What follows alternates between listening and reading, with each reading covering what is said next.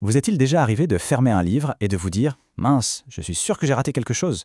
Ce sentiment qu'il y a un message caché, une profondeur qui nous a filé entre les doigts. Eh bien, c'est exactement ça qu'on va explorer aujourd'hui. Comment on passe d'une simple lecture à une vraie conversation avec une œuvre. La brève lumière d'une fente entre deux éternités de ténèbres. C'est puissant, hein? Nabokov nous met face à une réalité assez vertigineuse. Notre temps est compté. Et si justement la lecture en profondeur, c'était une des meilleures manières de donner plus de poids, plus d'intensité à cette brève lumière? C'est un peu le pari qu'on se lance aujourd'hui. Alors voilà le programme. On va d'abord poser le cadre, puis on va décortiquer une méthode bien précise, la voir en action et surtout comprendre en quoi elle peut nous transformer en tant que lecteur. Allez, c'est parti! Pour nous guider dans cette quête, on ne va pas y aller à l'aveugle. Non, non. On a une véritable feuille de route, un guide d'experts, le plan de cours d'un séminaire universitaire. Et notre coach, si on peut dire, c'est le professeur Philippe Zard, avec son cours « Introduction aux grands textes de la littérature mondiale ». Pensez-y comme à une salle de sport pour notre cerveau littéraire, un entraînement de haut niveau pour vraiment muscler notre capacité d'analyse. L'objectif, au fond, il est assez simple. C'est un peu comme en architecture. Avant de pouvoir comparer des bâtiments, il faut d'abord savoir comment ils sont construits, n'est-ce pas? Eh bien, ce cours, c'est ça. Il nous apprend à lire les plans, à repérer les poutres, les fondations, bref, à voir toute la structure qui se cache derrière les mots. Alors justement, pour construire ces fondations, quel est l'outil secret? L'outil de prédilection. C'est une méthode bien précise. On pourrait dire que c'est une sorte de passe-partout, une clé qui ouvre les portes les mieux cachées de la littérature. Et cette fameuse clé, la voici, le commentaire composé. Alors je sais, le mot peut faire remonter des souvenirs un peu scolaires, disons. Mais oublions ça. Voyons-le plutôt comme une méthode d'enquêteur, une technique d'interrogatoire pour faire parler le texte et lui faire avouer tous ses secrets. Concrètement, comment ça marche? C'est tout simple, ça se passe en 3 temps. Premier temps, l'introduction. On présente le suspect, le texte, et on annonce notre piste d'enquête. Deuxième temps, le développement. Là, on mène l'enquête, on rassemble les preuves, les indices.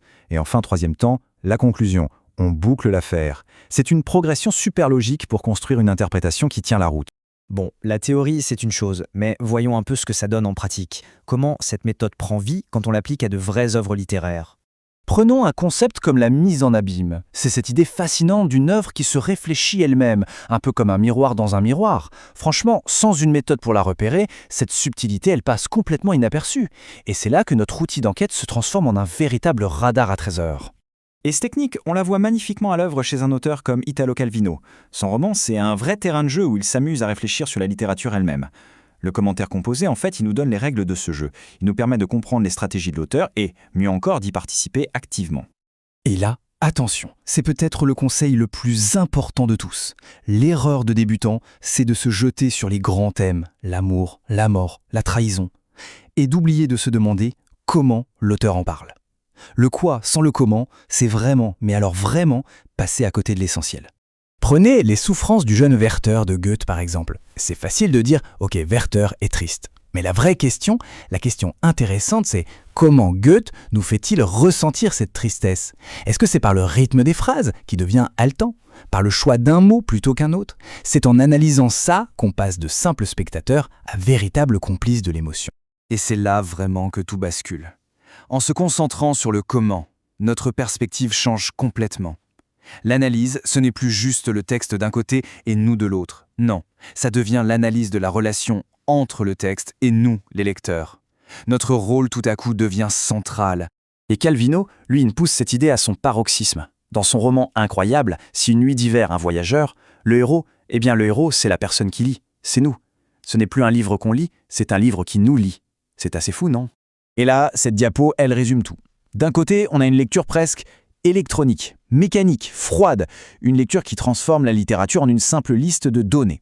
Et de l'autre, on a la lecture active, la méthode du commentaire, une étude organisée, curieuse, humaine, qui cherche le sens, l'émotion. En fait, c'est toute la différence entre compter les mots et faire en sorte que les mots comptent vraiment.